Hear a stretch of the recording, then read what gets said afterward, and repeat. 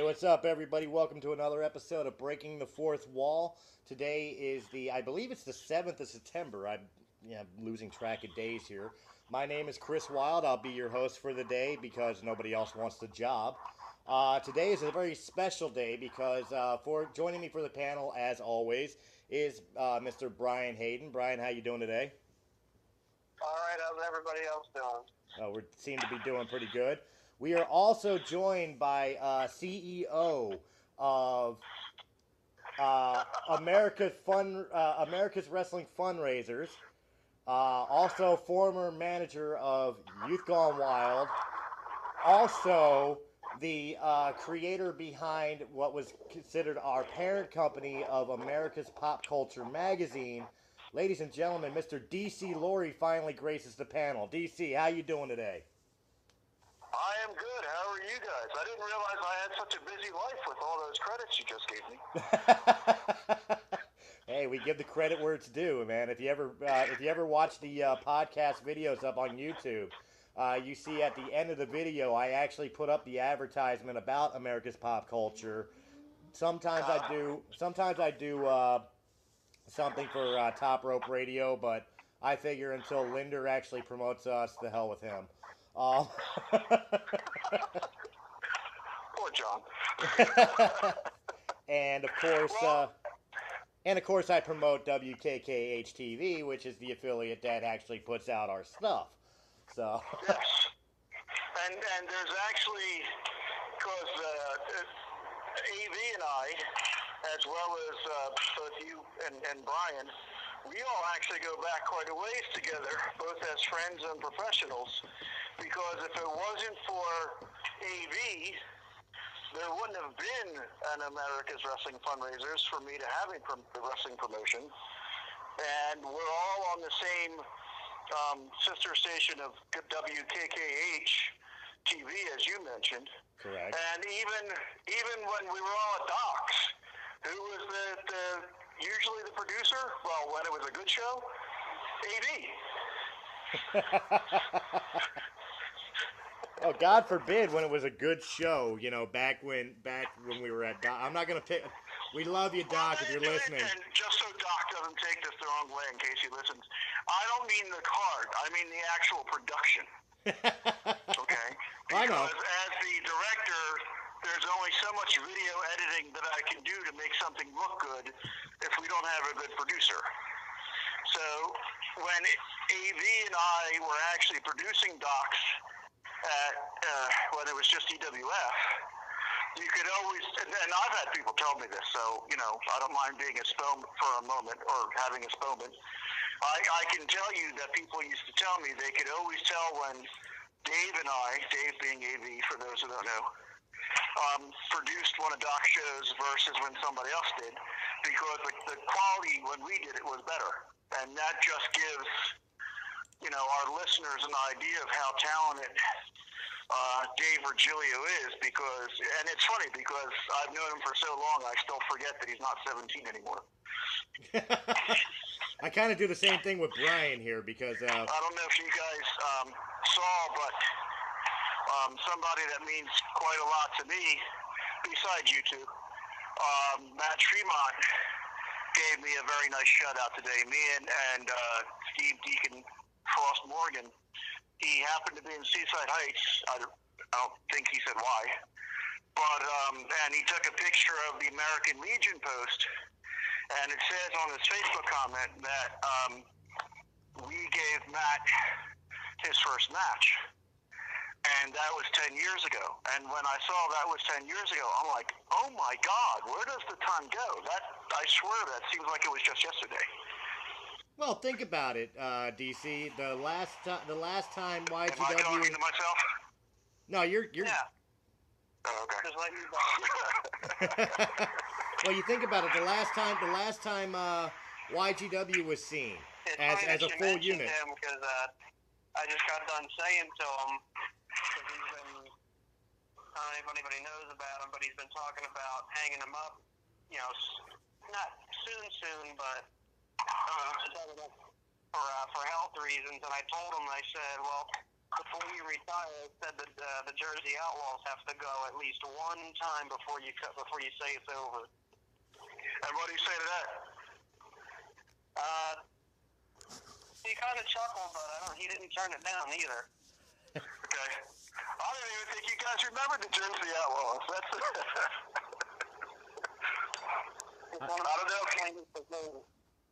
I don't know if you were around for that while. You might have still been in Colorado, but when we did a show in Chambersburg or Greensburg or one of those burgs, we were working for 3AW, or with 3AW, really. And I wanted to bring down the Philly Fury, but because it was a tag team tournament, and we had enough guys that we could actually put two teams out. And I said to Matt and Brian, look, we're Philly Fury because, our guys are from originally South Philly, or at least Pennsylvania, and you guys are from Jersey. You want to be called the New Jersey Outlaws, okay? And at the time, I think I was thinking more of Frankie G, sort of like an homage to him, God rest his soul. Okay. And he was alive at the time, but it was, I liked the guy. I considered him a mentor. So we were not trying to steal from the New Age Outlaws. This was more an homage to Frankie G, who was the outlaw Frankie G. And so for that one show only, although that being said, I think we might have done it at Doc's too, but at least for that one show that I remember, Matt Tremont and Brian Aiden were the New Jersey Outlaws. And I don't think they went up against Philly Fury. I think they went up against somebody else in that tournament, if memory serves. There was some kind of tag team battle royal where if one guy got eliminated, so did the other guy. That's right. You are correct. All right. Well, to get us on topic here of the show today, what I figured we could do is, first off, we had discussed that we would talk a little bit about horror movies being the season. Fall is coming, which means, pumpkin spice and boots and jeans and sweaters. And, of course, it also means scary shit, which to me speaks horror movies, Halloween.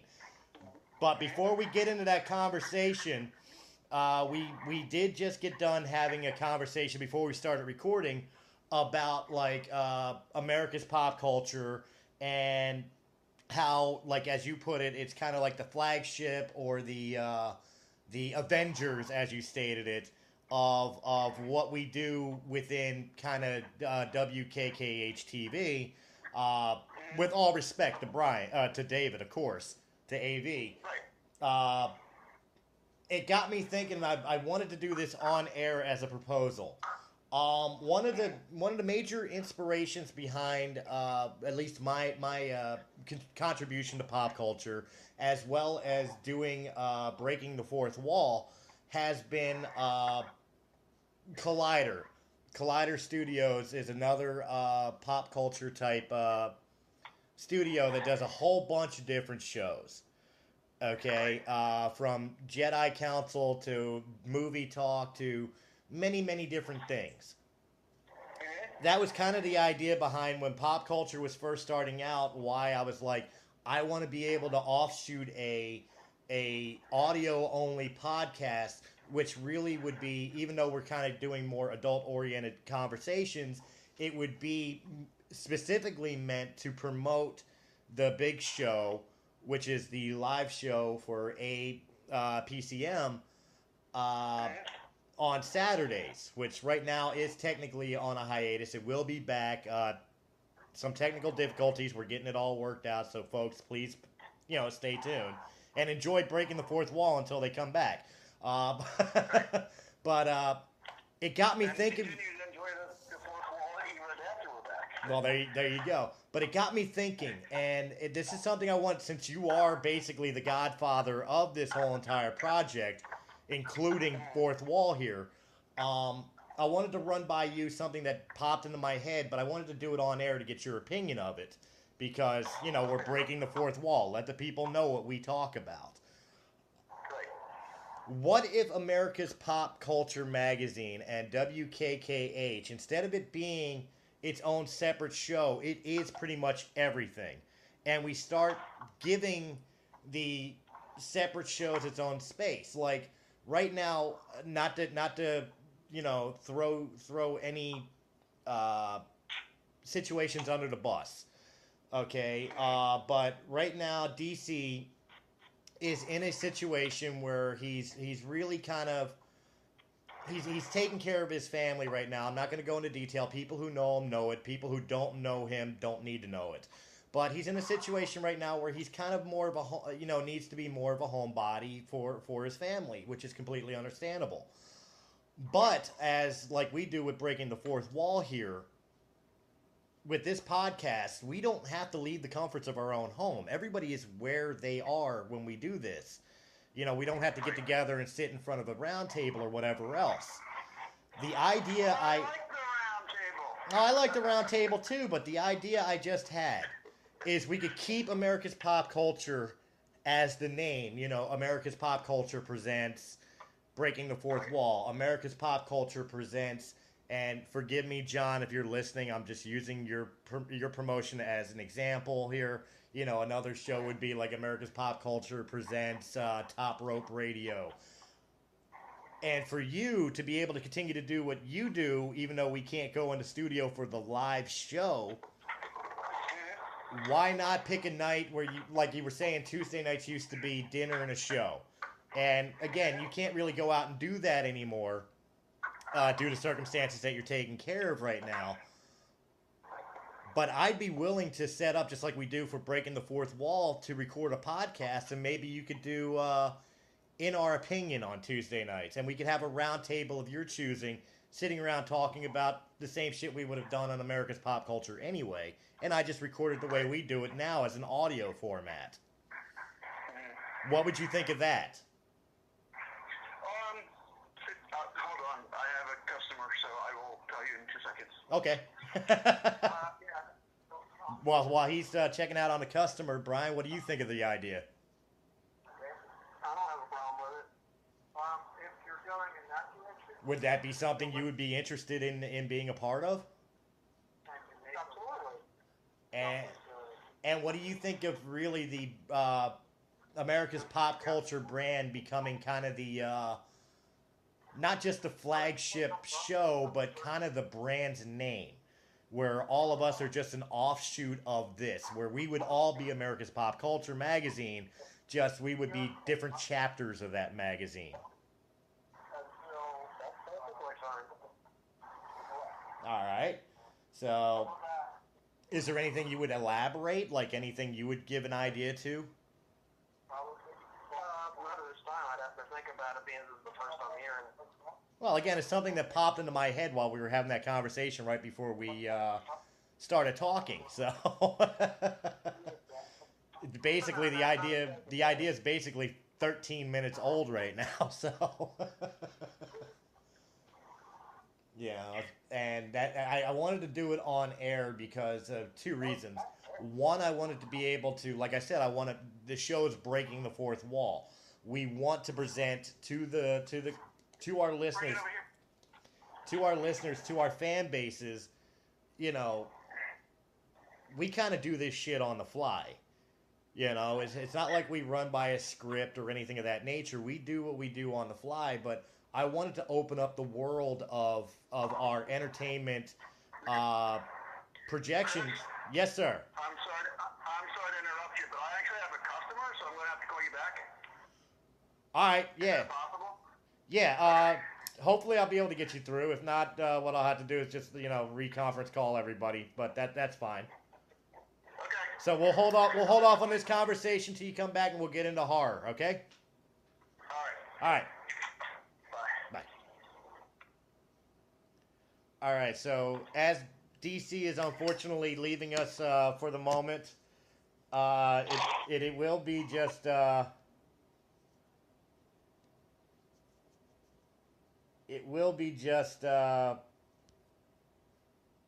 me and Brian. I hope you guys don't mind if we do. Tough shit. That's just the way it's going to be. So we'll go into horror movies. And then we'll get back to the conversation about possibly bringing on some more shows just to keep you guys, in the know and what's going on in the world of entertainment and the brands that we love to bring to you.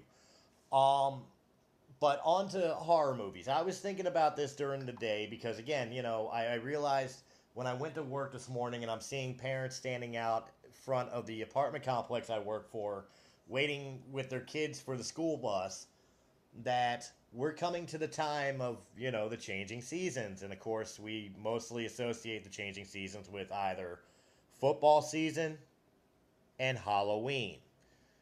With Halloween, obviously, a lot of people, besides thinking about dressing up and going trick or treating, we think about now is the season for horror movies. And of course, we will be seeing a whole bunch of horror movies coming out here pretty soon to fit the season coming, to the theaters.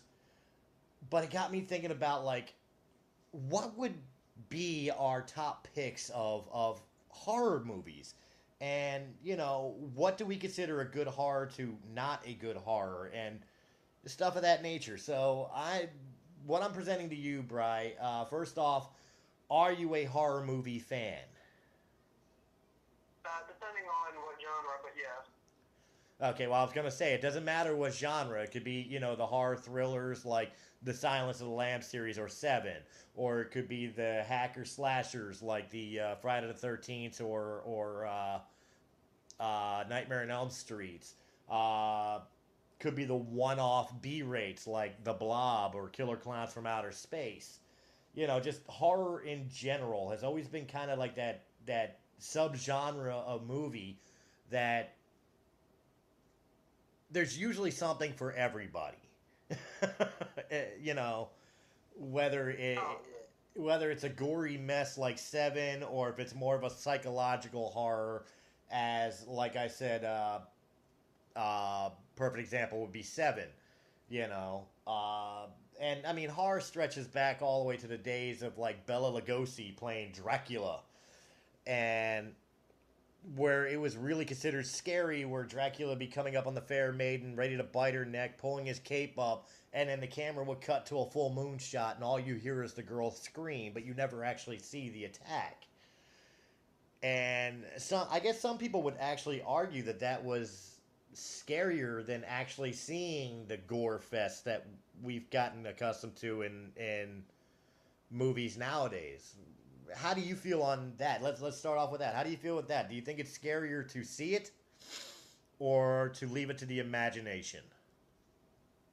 I think it depends on the movie, really. Because look at something like Jaws. I mean, granted, it was everybody knows the story. That's because the stupid mechanical shark wouldn't work. But how much scarier would the movie really be if you actually saw the thing working? Well, I don't know, because I mean, he was so limited. I'm sure if we're thinking about like if we were back in 1975, yeah, the shark, if he was working all the way through, would be horrendously scary. But if we're talking about like us spoiled brats with CGI and the really great special effects that are around nowadays, the shark would probably look fake as shit if he was seen throughout the whole movie instead of the little bit that he was. Right. That's basically my point. It was better in that situation, not seeing not seeing where not seeing the shark. That actually worked. Or other movies, it probably wouldn't be such a good idea.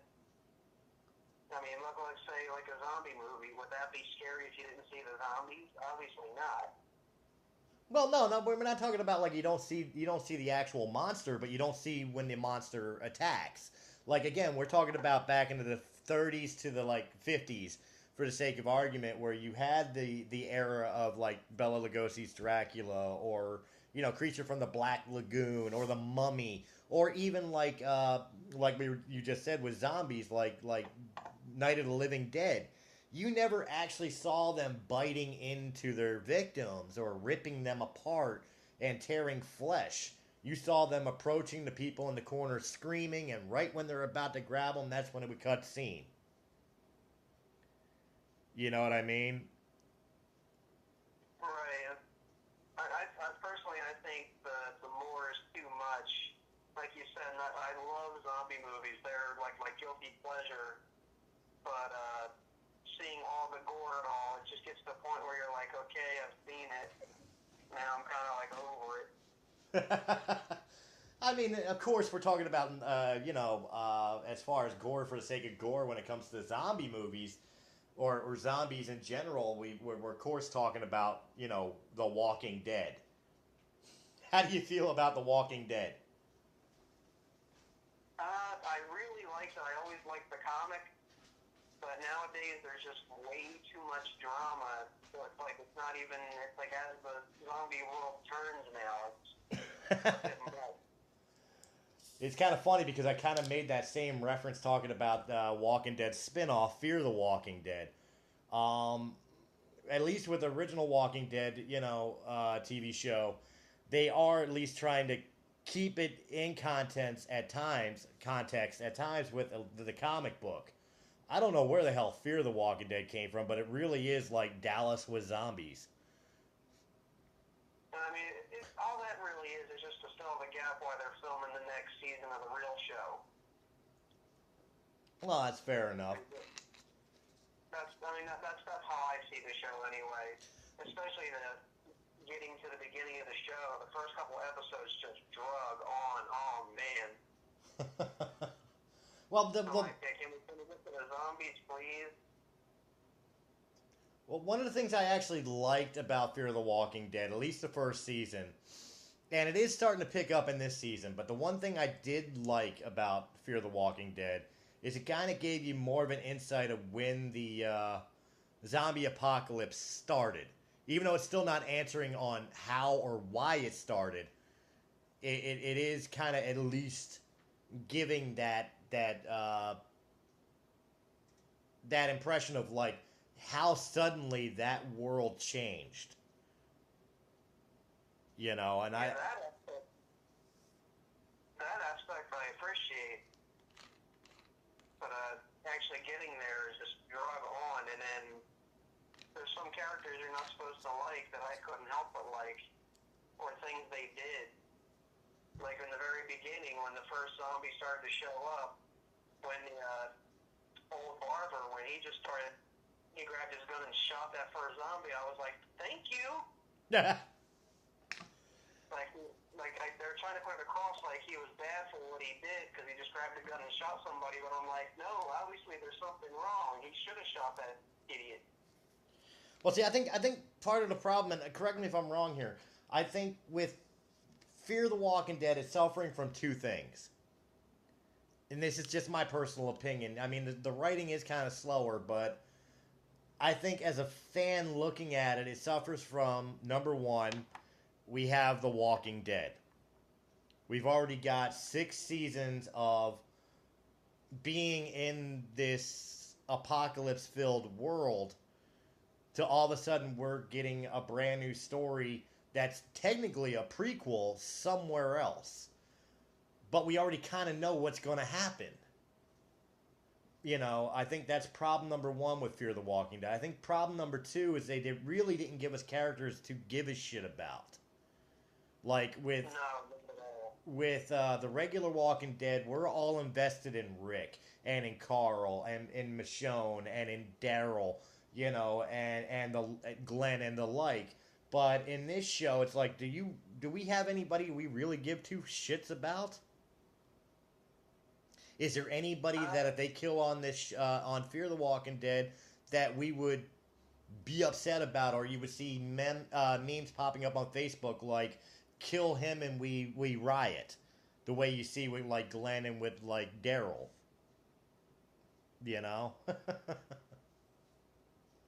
I don't. I have my personal favorite, but that's about it. If he died, I'd be upset, but I wouldn't be heartbroken about it either. Who's that? Would be the old man, because he takes charge.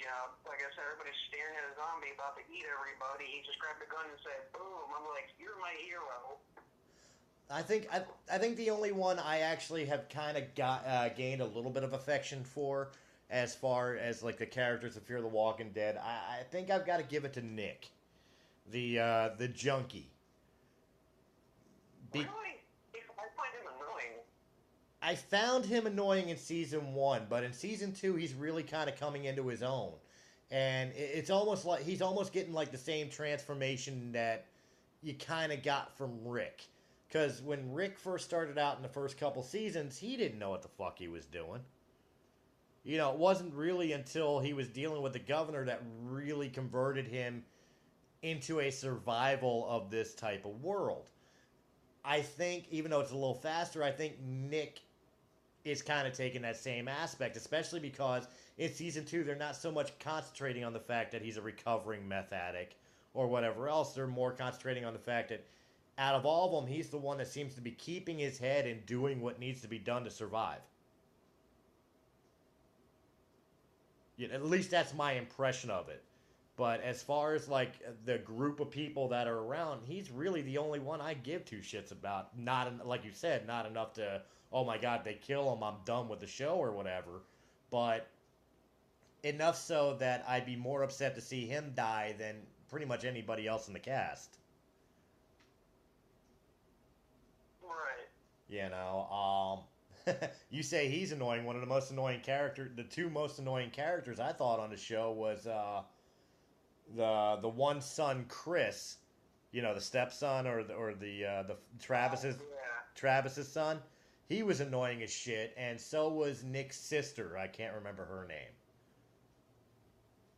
Off the top of my head. You know, but as cute as she is, she's annoying as all hell. You know what I mean? And it's like, God almighty, will somebody please eat her? And not in a good way. Yeah, well, I'll take that too. Anything to shut her up. But, you know, alright, so you basically said that zombies are your bread and butter. That's your guilty obsession as far as horror movies are concerned. So I guess the next question is what is your most favorite horror genre movie? Horror would be the zombie flick. Right, which one? Oh, okay. I didn't know what you meant. Definitely, I would say Zack Snyder's remake, Dawn of the Dead. Love that movie. Really? Okay. It's well done. It's really well done, and there's not any character in there that I didn't appreciate. I'm sitting here. I'm sitting here. I think I had the original Dawn of the Dead actually in my movie collection. Ironically, and you know, as much as I hate to admit it, I don't think I've actually watched it. I definitely didn't know that Zack Snyder did a remake. So, explain this one to me. Tell me a little bit about this movie. It's a bunch of people. They get trapped in a mall during the zombie apocalypse, and they try to make the best of it. And you know, you got certain characters in there that try to be controlling. You know, I'm the leader and blah blah blah. And I mean, the original. You know, when you really look at it, the original is kind of like a play on society, where this one's just a little more gore for the sake of gore, but it's still an enjoyable flick. But it's just people trying to survive a zombie apocalypse in a mall. All right. Well, I'll go with that. I've seen the original, like I said, the George Romero, I think it is, Night of the Living Dead. You know, so I'm familiar with that. I've seen like 28 Days and 28 Weeks Later, you know, and I've seen trying to think of different zombie movies I've seen. I've seen World War Z. I guess you could argue the point that I've seen I Am Legend. I mean, I can't really figure out if those are supposed to be intelligent zombies or really goofy vampires. I would go with vampire more than zombie because you know they can come out in the daytime. Yeah, but they don't bite and turn you into a zombie, or excuse me, into a vampire. They eat you.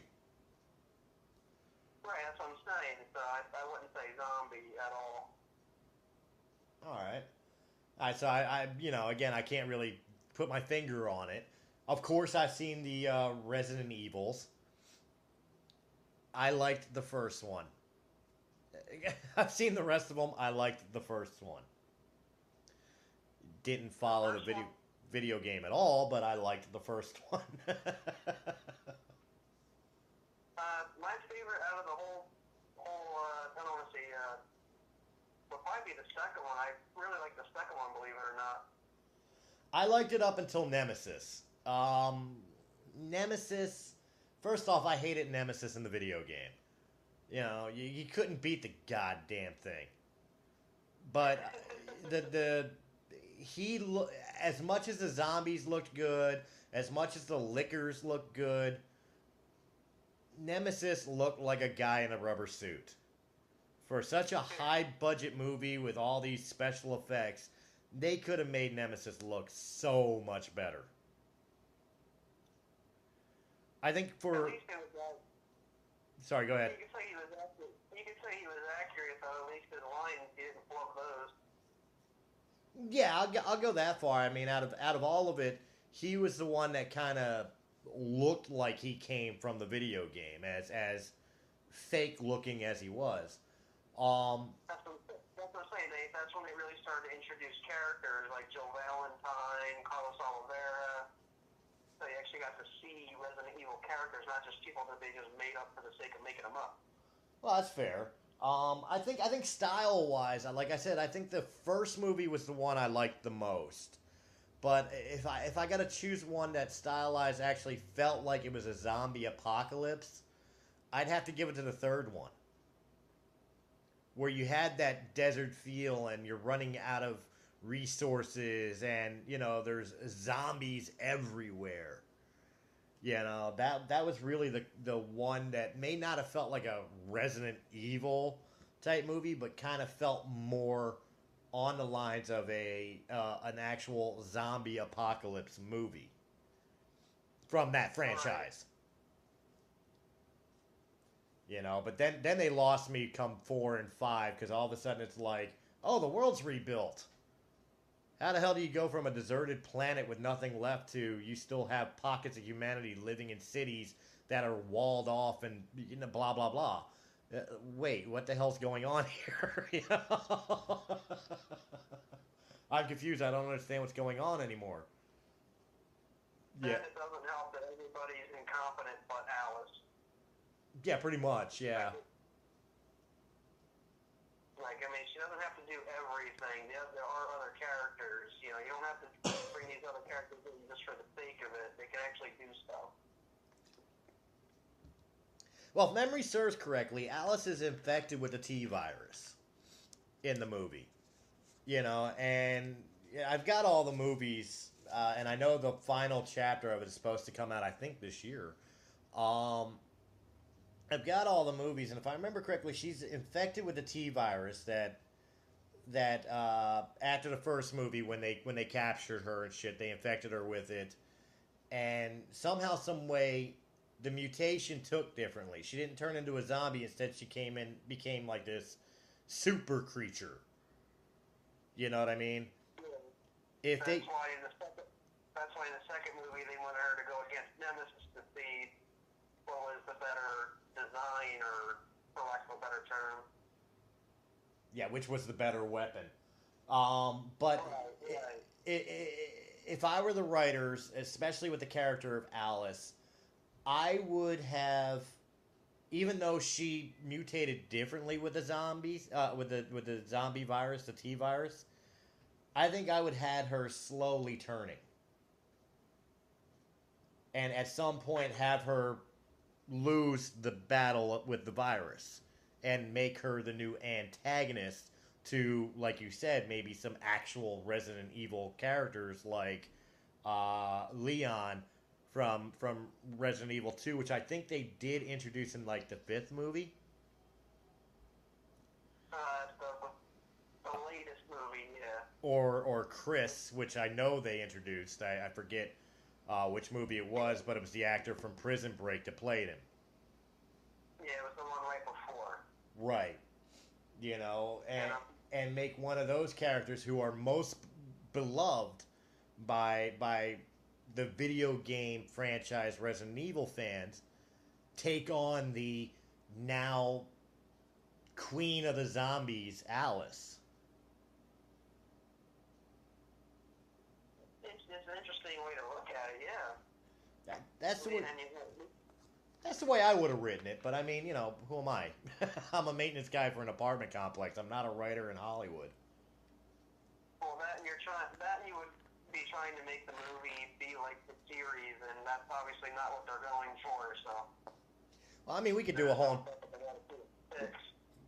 a whole entire episode just talking about video game movies that failed because they did not follow the source material in the sense of the video games and their stories. Yes, I'm looking at Mortal Kombat Annihilation as I say that. I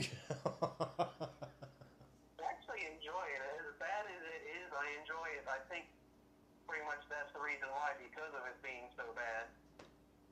Well, that's fair because I mean, I'm a huge fan of the Mario Brothers movies with Bob Hopkins and John Leguizamo. Oh, Dennis Hopper makes that movie. Yeah, that movie was great, even though it followed absolutely nothing of the Mario Brother franchise. Oh, not at all. But Dennis Hopper cheesing it up as Koopa is magic. Bob is great. Bob and Monkey. How can you not love that? That's true. That's true. Like I said, that is one of those like considered a flop. It's a horrible fucking written movie, but it's just so entertaining. For the wrong reasons, but yeah. That's exactly. It's so entertaining. It lands up there with the Dolph Lundgren and Jack Palance Masters of the Universe. It's so bad, it's good. But on the subject of video games and movies, did you see the latest trailer for the new Friday the 13th game? I saw it on Facebook. I hadn't had a chance to watch the trailer yet.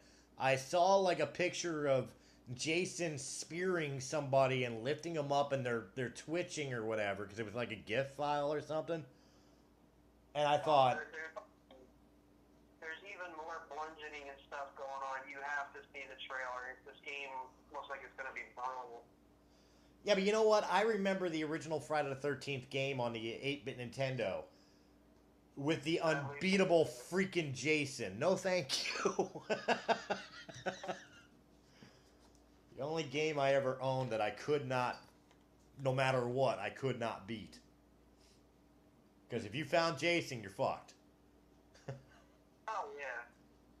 Trying to navigate those three-dimensional, for lack of a better term, hallways. Oh, yeah. Good stuff. Yeah. But, Which one you're going. I mean, but, the going back to the horror movies and stuff like that, I mean, I don't know, man. I've been thinking about this for a while. I mean, we kind of had this conversation before about reboots. And you bring up Friday the 13th. Friday the 13th's reboot, which they consider it a reboot, but I really don't. Because it didn't pick up anywhere left off, and it really didn't go back to the story of Jason's mom being the original killer in the original Friday the 13th. Spoilers for anybody who has never seen the original Friday the 13th. So I don't really consider it a reboot. They gave you a flashback in the original, or not in the original, but in the credits, the opening credits. They give you the flashback of when Jason's mom was caught as the killer and beheaded by one of the counselors. Which is what caused Jason to resurrect from the dead and avenge his mother's death. Which spawned all the sequels.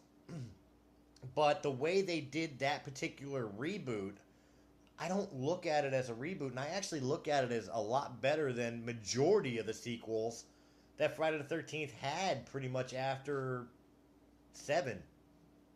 Or 6, rather. Which one was Jason Lives? That was 6. Yeah, 6 was the last semi-decent Friday the 13th. Right. I mean, if I had my way, I would have ended it at 4. I mean, there was a reason it was called the final chapter. You know, but that's just me, you know. But how do you feel about the Friday the 13th reboot? I mean, was it as horrible as, say, a Nightmare on Elm Street's reboot?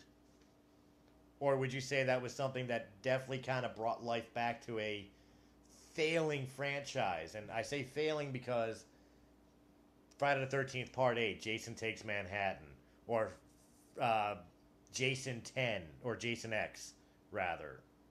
These were flops. They were flops when it comes to horror movies. They were funny in the sense of being stupid, but horror movies, and especially like the enders of the franchise for Friday the 13th, I think they were horrible. So, yeah, especially with that Jason running around and all he does is kick somebody's boombox. Like, why didn't he murder him? That's what he does, is murder people. Like, come on, he just kicks a boombox, and the guys are like, hey, like, that, really? That's not what he does. I do have to give it to Jason 10, though, because one of my favorite scenes of Jason doing what Jason does was after he got the upgrades, and he wound up in that hologram area, and they programmed in, like, he was back at Crystal Lake, and he sees the two girls that are like, we love smoking pot and drinking and having premarital sex.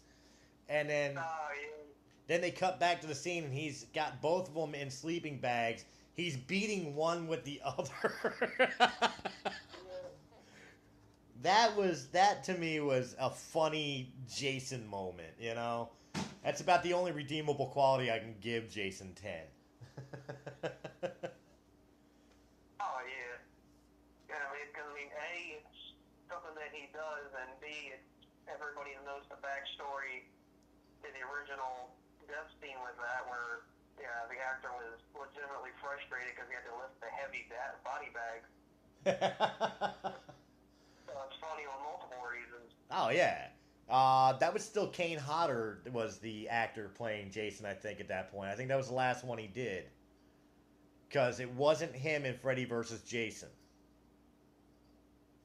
Yeah, because they wanted a Jason with sympathetic eyes. Like, you're going to use Jason and sympathetic in the same sentence? Well, I get where they were coming from, because it was two monsters going against each other. You know, they wanted Freddy to be the bad guy. For all intents and purposes, they wanted Freddy to be the worst of the two evils. You know, Jason just kind of protects his territory, but he's being manipulated and controlled by Freddy, and then when Freddy, I guess, kind of oversteps his bounds, you know, or not oversteps his bounds, but he unleashed Jason the wrong way, he tries to fuck Jason over. You're supposed to sympathize with Jason. I'm sorry, I was rooting for Freddy. Between Jason and Freddy, I'm more of a Freddy fan. I was rooting for Freddy 100,000%. Oh, yeah.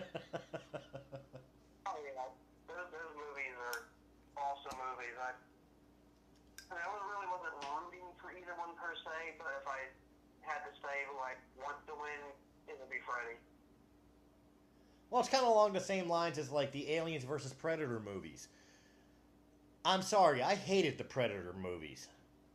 You know, but the Predator's supposed to be a bad guy. The alien xenomorph is supposed to be the bad guy. So when you put both of them together, one of them's supposed to be the anti-protagonist, I guess you could say. So of course they made it the Predator. I knew they were going to make it the Predator, but I was still rooting for the aliens. I knew the aliens were going to lose, but I still wanted them to win. And I'll fight for the underdog. Well, it's not just the underdog. They were the cooler characters. Freddy was cool. Like, of course, he's a mass murderer who kills you in your sleep. That's creepy. That's scary. But he was funny. He did it with style. You know, Jason was just straight brutality, which, you know, was great. I have no problems with the Friday the 13th franchise, but between the two, give me Freddy. The Aliens, like I said, you know, I was never a Predator fan. I thought those movies were at best. I know I'm going to get shot, in the comment section by all the Predator fans. Oh, what are you talking about? Predator was such a great movie. Get in the chopper, and stuff of that nature. But I more liked the Alien franchise.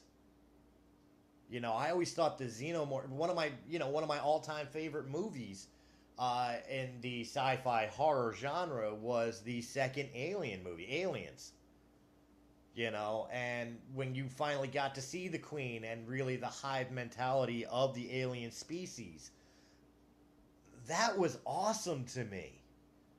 And so when I got this chance to see the Aliens, I would have rather seen the Aliens wind up on the Predator homeworld and start fucking shit up than the Predators keeping aliens alive to be hunting sport on our planet. I think the only cool thing about the Alien versus Predator storyline was, since it took place in modern day instead of in the future, it was kind of neat that they tied in how the company in Aliens knew about the Xenomorph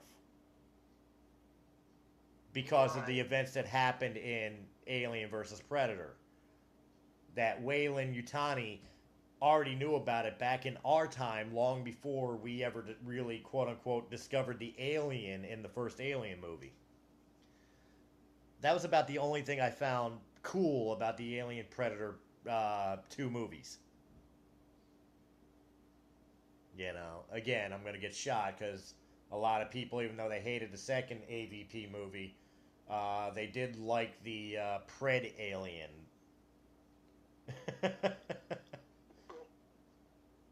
Because that it looked cool.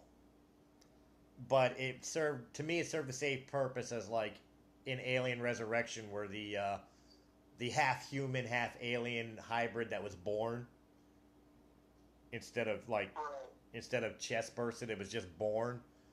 That was just the dumbest fucking thing on the planet.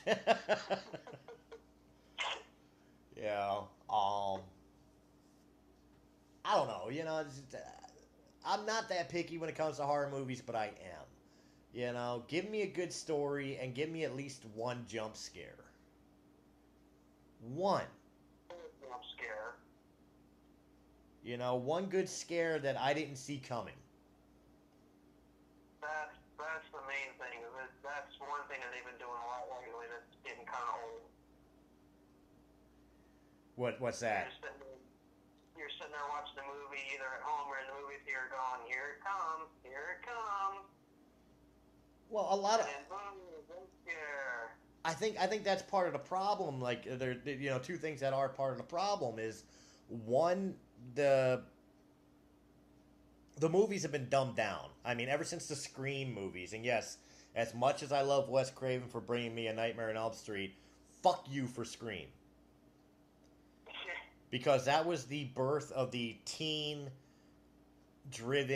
fucking horror movie, which is all just, made it a trend instead of it being, horror that only select... I would almost call the horror genre like a cult following. Because, horror wasn't for everybody. Scream was for everybody. They dumbed it. You can tell it, but not the TV show. Yeah, they dumbed it down so much that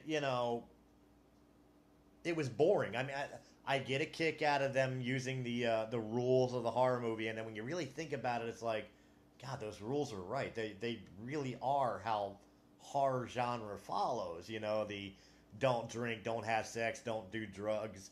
Don't ever say you'll be right back, and and go off alone and shit. It's like all that shit's really right. It kind of follows the formula of every horror movie ever made, but beyond that, these are just dumb fucking movies.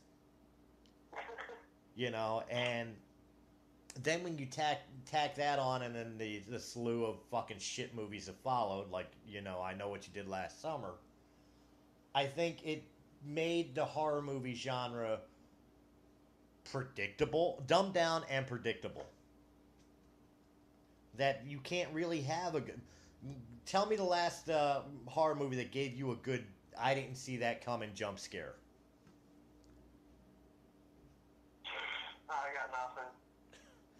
I could tell you one that wasn't even a horror movie. The original Jurassic Park. Which part? When they were crawling through the air ducts and the velociraptors are after them and the little girl breaks through the vent and damn near falls down and they're trying to get her back up, and they pull her just in time as the velociraptor snaps at her ankle and damn near catches her. That made me jump. I will admit it, I thought that velociraptor had her.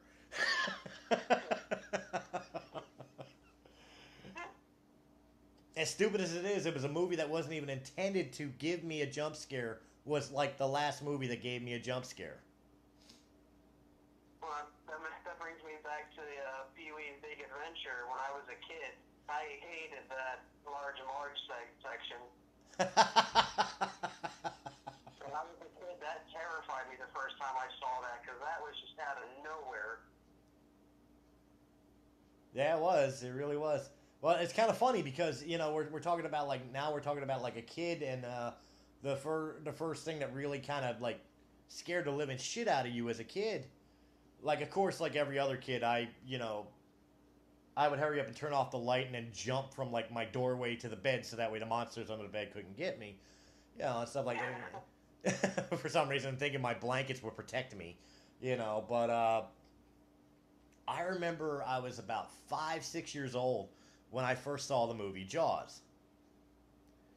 That movie scared me so much I wouldn't take baths anymore. I started taking showers because I didn't want to be in the water. I was afraid the shark was going to come up from the drain and eat me.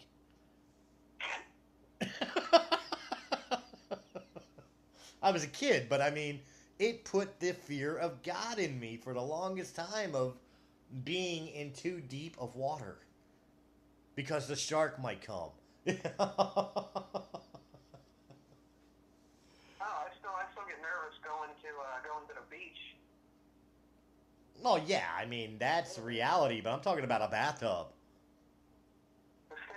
You know.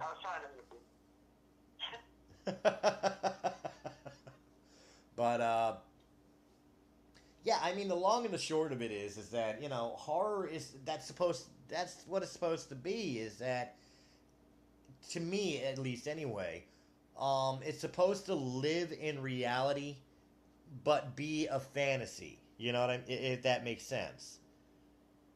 The reason it's so scary is even though you have these monsters and even though you have these unbelievable circumstances, it's still taking place in a form of reality. This could happen. You could be at a camp and some maniac killer in a hockey mask come around. You know, you could come across some ancient artifact that's cursed that brings forth, like, demon spawn from hell. Not saying that the demon spawn would actually exist, but I'm saying, like, you know, some cult that believes in that. You know, or something of that nature. It's like that's always been kind of, to me, the kind of the fun of the horror. Is that it's unbelievable circumstances and unbelievable horror, which is scary and fantasy, but it takes place in the real world. Right. You know, the characters are supposed to be relatable. They're your buddies from high school. You'll know them. They're just like you. Which, again, is another thing I think was started to be lost in the horror genre, thanks to Scream and shit, because you went from the relatable characters to the cast from fucking 90210. I mean, especially when you got like 30-somethings playing teenagers. Like, you're not in high school anymore. Who are you kidding? Right? Yeah. Well, I mean, even back in the 80s, like I'm thinking of the original Nightmare on Elm Street right now. Nancy, of course, was a great character. And, of course, Glenn, played by Johnny Depp, that was his first ever role. And we all knew that kind of preppy sports kid, so that was believable. But the first girl victim, Tina. I'm sorry, I went to school in the 80s and 90s. Ain't not one bitch ever growing up looked like her. in any way, shape, or form. I mean, am I wrong? She was like the most unrelatable character because there ain't nobody we knew looked like her. Nah.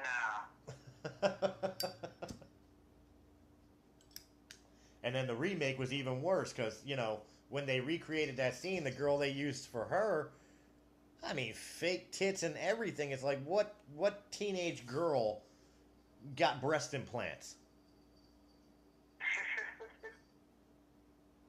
Well, that movie was hard for a lot of other reasons too, but we won't go there. Well, you know, it's funny because as far as, like, if we're talking about the reboot, yeah, I hated Haley as Freddy Krueger. I thought it was weird. I hated the fact that they really pushed the fact that Freddy was a child molester instead of just the way, you know, Wes Craven originally did it, where it's like it was kind of implied, but he was a child killer. He was a murderer. You know, that was the reason for the knives and everything else. He killed them. It wasn't so much about molestation. You know what I mean? So I felt that was kind of weird too. But the one thing I did like from the reboot is I did like the girl who played the new Nancy. I felt that she herself was more relatable than even how... What's that?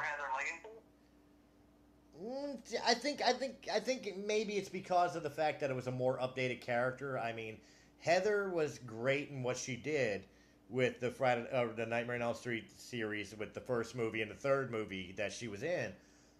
But I think she was period in the sense that she's stuck in the 80s, which when the movies were made. But I think she kind of loses the charm the older I get because she stays a very 1980s character. So I think maybe I liked the new Nancy because she was an updated version. And she was a little less...